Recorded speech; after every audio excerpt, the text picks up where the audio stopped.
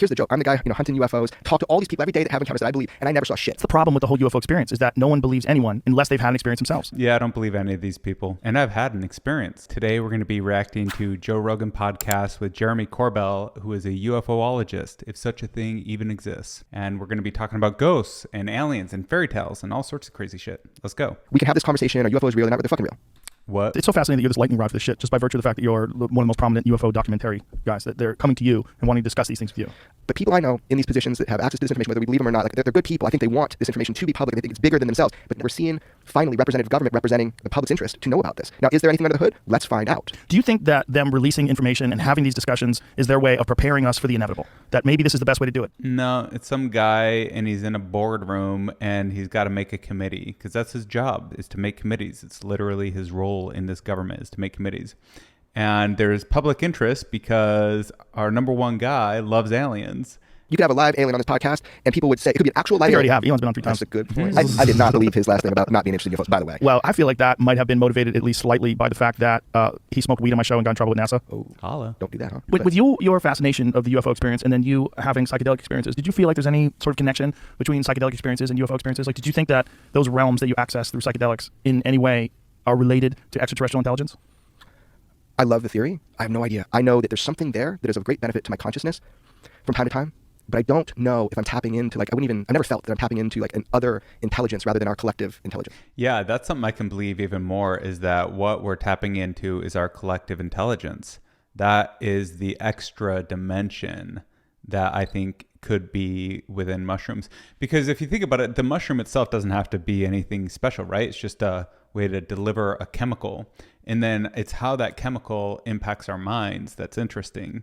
And if it allowed us to gain access to deeper memories, things that are ancestral and in our very ancient past, or even things in our own lives that we've forgotten, basically internalized knowledge that somehow in us and inaccessible can be made available with the addition of this compound.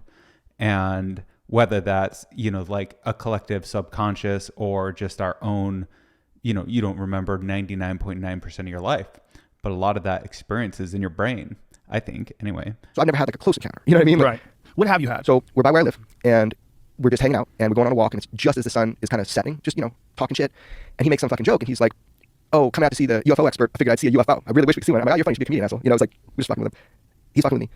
Not 45 seconds after he says that, I go, turn the fuck around. I thought it would be super brief. This big fucking glowing thing that comes in at 45 degrees and just goes like over this valley, right? And I just thought it'd be a shooting star or something. Your mind says, oh, this is normal. Right. And we're both standing there looking at it. I said out loud, I am not even going to try and film this. Yeah, that makes sense. It was so astonishing looking. It's so different than, it wasn't close encounter, it wasn't close, but it was so different than what I was used to seeing that I was kind of stunned. And so was he. And we thought maybe it'd be really brief. Dude, where is your bullshit meter? Right. Okay, so it had these big lights in the front. It was so weird looking. It had these big lights in the front, but the whole body of it would glow and pulse. It does this movement where once it levels out, it goes like 4 times. Impossible speed in these jumps. And every time it did it, it would flare up, like almost like, what I was impressed by was the tremendous power. The power that it took to make these movements. 4 of them, no sonic booms. That shit was way too fast. It looked like it was sliding. Yeah, by this aircraft that only you saw. It was fucking weird, dude.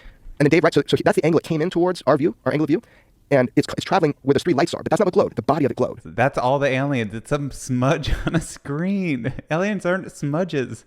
Ghosts are smudges. Then it went over to a hill, sat there, and then just descended down. Why didn't you pull your phone out when you saw it? Dude, it makes me more angry than it makes you. It doesn't make me angry. It makes me really angry. It's almost like all these people that see UFOs are special and chosen somehow. Captivated me. It did. It was beautiful in how weird and exotic it was. And look, here's the joke. I'm the guy, hunting UFOs, talk to all these people every day that have encounters that I believe, and I never saw shit. I would always be the guy going in to get the night vision goggles to look at the sky, and everybody starts screaming, oh my God, did you just see that? I was the guy always with his back turned. Yeah. Now it's like me bringing sand to the beach, man. The UFO guy sees the UFO. Who's gonna believe me? I'm the least believable. That's the problem with the whole UFO experience, is that no one believes anyone unless they've had an experience themselves. Right. Yeah, I don't believe any of these people. And I've had an experience. You have an experience yourself. There's probably this pause where you don't really want to talk about it because you don't want everybody to think you're a loon. I'll tell you my experience. So when I was a kid, I was maybe 14, 15, something like that, living at my parents' house in Michigan. I was going outside with my little brother, and at the time we would like to look at the stars. And we'd look for satellites, and also at the time there weren't a lot of satellites, so it was kind of like rare when you could actually spot a satellite. So we'd spend a lot of time looking at the sky, and one time he noticed the star was kind of like blinking in place. And he got my attention, and he pointed out that star.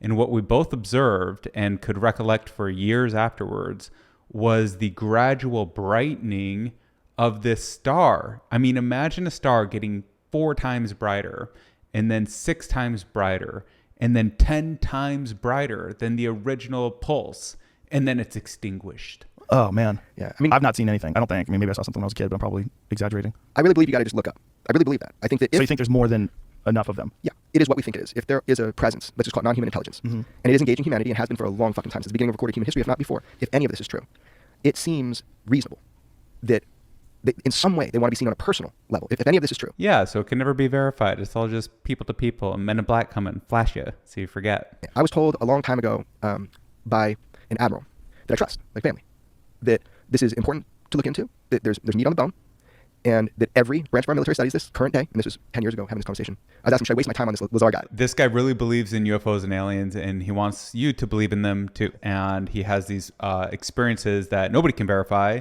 but he does have a smudge on a screen that he wants to show you as proof. And I'm sure he's got a couple of ghost stories as well.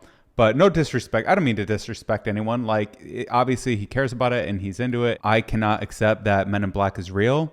But if you guys want to go ahead and believe in aliens walking around the earth and just hiding, but sometimes they make mistake and kind of tease the military, you can believe that. Either way, I'm going to have fun shitting on this topic because it's so crazy to me that so many people believe in it.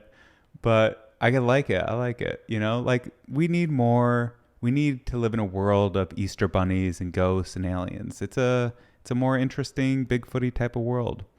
So if anyone actually sees this, seems unlikely, but thanks for hanging out.